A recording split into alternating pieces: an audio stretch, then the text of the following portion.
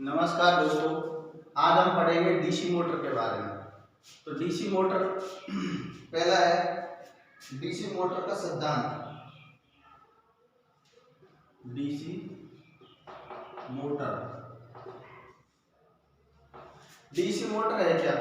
जैसे अपना जनरेटर है, जनरेटर डीसी जनरेटर में क्या होता है कि अपन यांत्रिक ऊर्जा देकर उससे विद्युत ऊर्जा लेते हैं। इसका उल्टा है, ये दोनों एक जैसे हैं।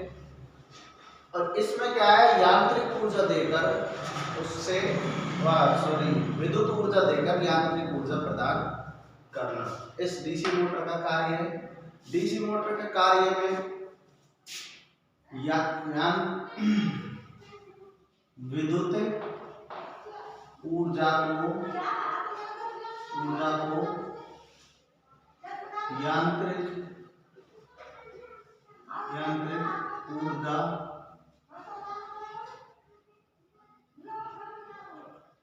ऊर्जा में बदलना। डीसी मोटर का कार्य है यांत्रिक ऊर्जा को विद्युत ऊर्जा को यांत्रिक ऊर्जा में बदलने का कार्य है डीसी मोटर का। इनकी बनावट एक जैसी है, डीसी जनरेटर की भी एक जैसी है और डीसी मोटर की भी एक जैसी है। बस इसका काम करने का फर्क है, वो विद्युत ऊर्जा पैदा करता है, ये यांत्रिक ऊर्जा पैदा करती है। तो अब अगला है विद्युत चुंबकीय खिंचाव।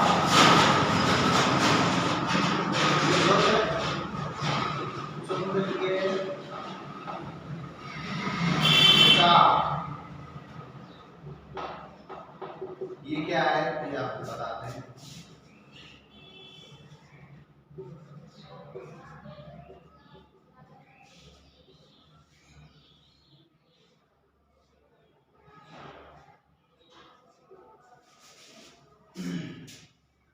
जब किसी चुंबकीय क्षेत्र में किसी धारावाही चालक को घुमाया जाए, धारावाही चालक को अंदर रखा जाए, तो चुंबकीय क्षेत्र की जो दिशा के विपरीत इसकी चुंबकीय क्षेत्र होता है आर्मेचर का। यह आर्मेचर हो गया। तो आर्मेचर की धारा विपरीत है, जैसे यहां से निकल रही है, इसका चुंबकीय क्षेत्र इधर है, इसका चुंबकीय क्षेत्र इधर है। तो जब ये दोनों के खिंचाव से जो ये आर्मेचर घूमेगा उसको बोलते हैं चुंबकीय विद्युत चुंबकीय खिंचाव। यानी कि एक दूसरे चुंबकीय क्षेत्र के विपरीत दिशा में गति करना ही चुंबकीय खिंचाव कहलाता है। तो आप समझ गए होंगे चुंबकीय खिंचाव क्या होता है। विद्युत चुंबकीय खिंचाव जो एक चुंबकीय क्षेत्र पर दूसरा विपरीत दिशा में गतिमान करने वाला चुंबकीय क्षेत्र हो, उसको विद्युत चुंबकीय खिंचाव कहलाता है। और ये आर्मेचर विपरीत दिशा में घूर्णन करता है, जबकि फील्ड का जो आर्मेचर है मोटर का वो अलग दिशा में घूमता है। अगला है डीसी मोटर का सिद्धांत। डीसी मोटर का सिद्धांत।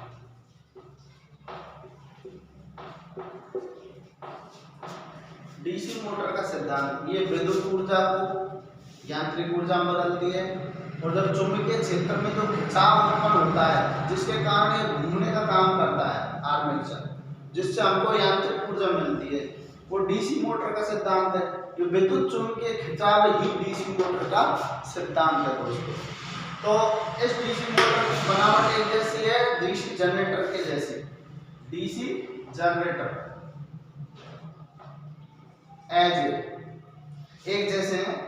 और अगला है डीसी मोटर का मौलिक आवश्यकताएं। डीसी मोटर की मौलिक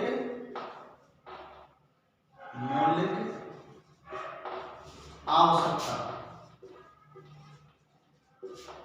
मौलिक आवश्यकता में क्या है, पहला है अपना चुंबकीय क्षेत्र। चुंबकीय क्षेत्र। दूसरा है आर्मेचर।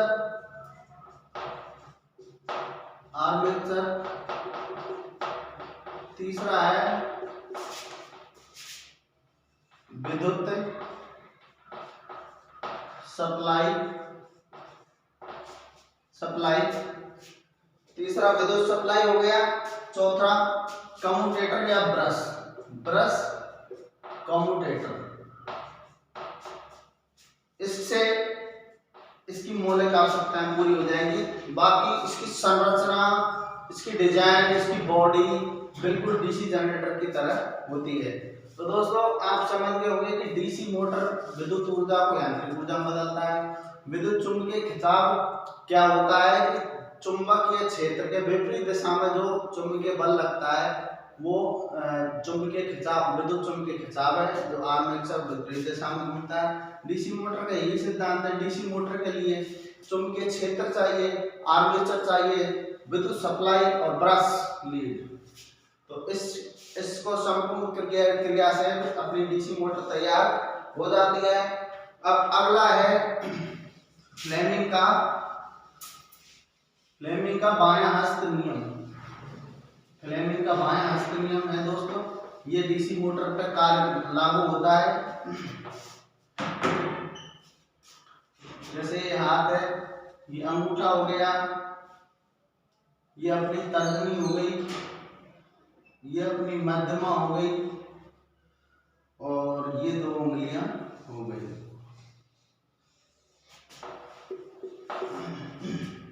ऐसे इस तरीके से बायां हाथ का नियम लागू होता है डीसी मोटर पर। तो अंगूठा दिखाता है चालक की घूर्णन दिशा।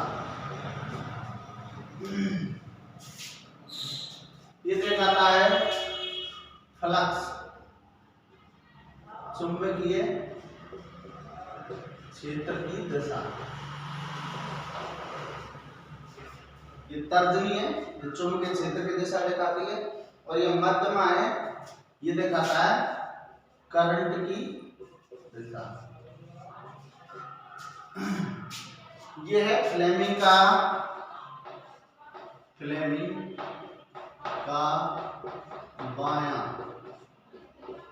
बायां हस्त नियम।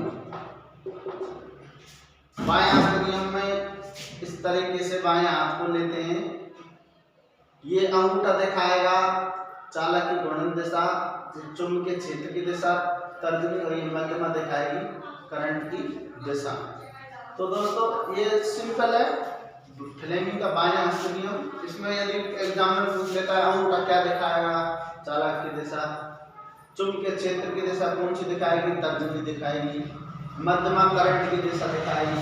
ऐसे बहुत इजी क्वेश्चन आते हैं, पर आप गलती करते हैं क्योंकि आप थ्योरेटिकल नहीं पढ़ पाते हो, तो इस वजह से। अगला है डीसी मोटर का कार्य सिद्धांत। डीसी मोटर का कार्य सिद्धांत। डीसी मोटर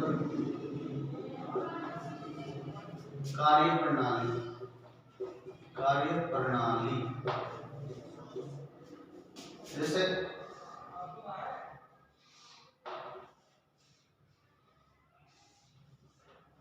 ये फील्ड वाइंडिंग हो गई,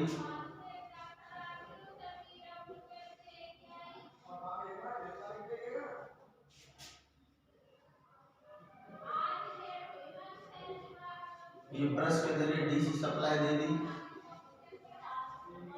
ये हो गया ब्रश, ये फील्ड वाइंडिंग हो गई, ये आर्मेचर हो गया।